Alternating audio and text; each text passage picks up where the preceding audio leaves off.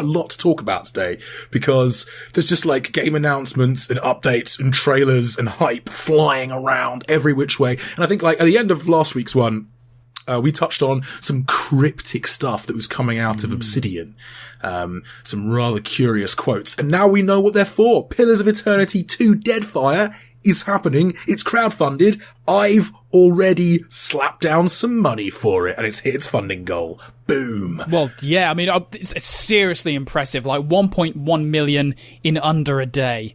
Yep. Like that is just absolutely amazing. There's still, at the time of recording, there's still 27 days to go.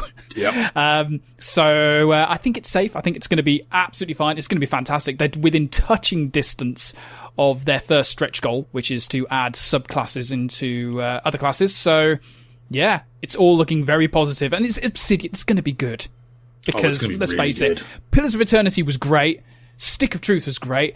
All the other games from Obsidian are just good. So even the ones that maybe didn't get reviewed quite as highly because they were on strict time deadlines. Yeah. Yeah, we love you, Obsidian. All of your really games. Do. We really, really do. Yeah, because I mean, Pillars of Eternity, fourth most funded game on Kickstarter of all time.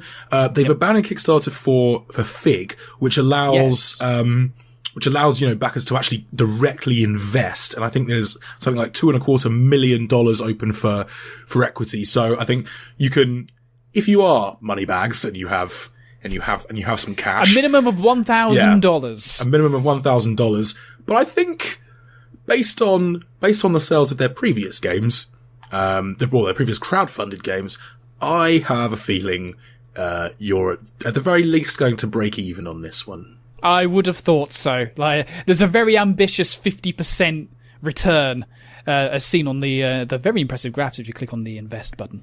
But yeah, I think your money is safe. I feel. I really do think. Yeah, unless the sort of RPG community on PC suddenly just disappears overnight. I think it's going to be fine. I think it's going to be fine. I mean, some of the things that they're going to be throwing in for this one as well look really impressive, like the improved graphics, the weather, the advanced AI seems really interesting. The fact that the AI will react to weather that's happening as well. So if it starts raining, they'll either put on hoods or go indoors, just like real people.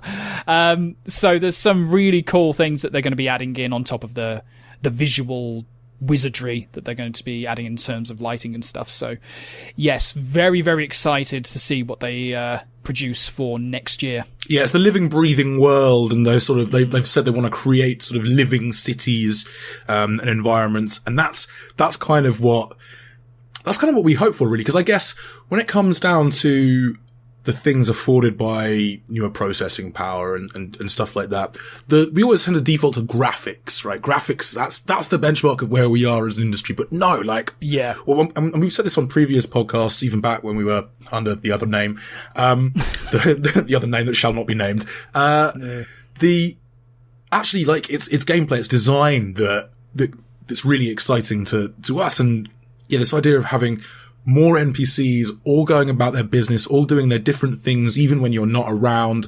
Because yeah, there's that well-worn trope of quest givers basically just standing in one spot forever, waiting for you to turn up. And this has been parodied on so many kind of, video game parody channels. But no, like, NPCs having their own lives, having their own sort of paths through the world, through the story. That's and sort of your interactions with them changing depending on when you find them. That could be really, really cool. Yeah, I mean, it's actually one of the things that I want more from gaming than anything else. It's so like the water cooler moments, the emergent gameplay. I mean, I think one of the best examples in terms of modern RPGs, in terms of single player anyway, is kind of The Witcher. In that, you sort of like, you go off to do one thing, and by doing that, you kind of block out other paths, and so you're creating your own story in that sense. And then you look at sort of like multiplayer games, where, you got your kind of like your group of friends. It's almost like the old school D&D in a way. This is what Pillars of Eternity is really going for, in terms that the game is the game master in a more organic sense, in the fact that, it will react to what you're doing and have these characters that will go on their daily routines. And then you and your friends come in and mess everything up. Yeah. Like that's kind of what I want from gaming. Creating those stories. I mean, you look at YouTubers who kind of like do this sort of thing, like YouTube D&D is huge, and people like to watch stuff like Twitch RP, where people get together and act out these characters and do this sort of thing. So this kind of like AI advancement, which is something that when we spoke last week about Gabe Newell, his interest is very much in AI at the moment as well. That sort of thing, it's really exciting. This is what I want from gaming, to create those water cooler moments. It's super exciting, and it's great for developers like Obsidian who they'll take these technological advancements and look at them slightly differently to sort of, someone making just, your bog standard blockbuster first person shooter, for example, just be like, we can make things even more shiny. No, it'll be a case of, right, how can we really, really change the game? By using this tech. And actually, I'm excited to see, like Larian or another studio, who are really, really good at this. Divinity Original Sin was a game where, it had a whole bunch of systems that you could really, really just play with and muck around in. Sometimes to slightly game/narrative breaking effect.